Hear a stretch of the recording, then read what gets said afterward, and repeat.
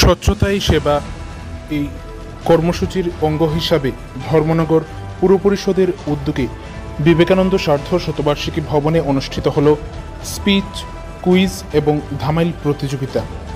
1 October মঙ্গলবার দুপুর আনুমানিক 12টা নাগাদ উত্তর ত্রিপুরা জেলার জেলা সদর ধর্মনগর শহরের বিবেকানন্দ সার্ধ শতবার্ষিকী ভবনে ধর্মনগর পুর পরিষদের উদ্যোগে স্বচ্ছতাই সেবা এই কর্মসূচির অঙ্গ হিসাবে স্বচ্ছ ভারত কালচারাল ফেস্ট শীর্ষক একটি অনুষ্ঠান অনুষ্ঠিত হয়, যেখানে এই স্বচ্ছ ভারত কালচারাল ফেস্টের অধীনে স্পিচ, কুইজ এবং ধামাইল প্রতিযোগিতা অনুষ্ঠিত হয় বিবেকানন্দ সার্ধ শতবার্ষিকী ভবনে।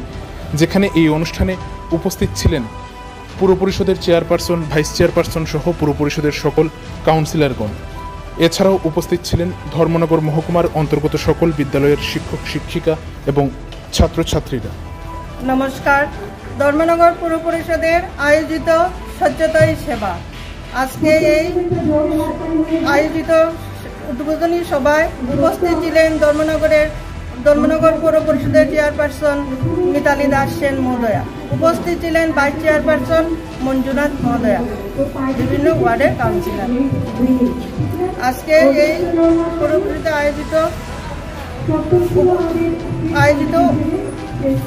ধামাইল প্রতিযোগিতা এই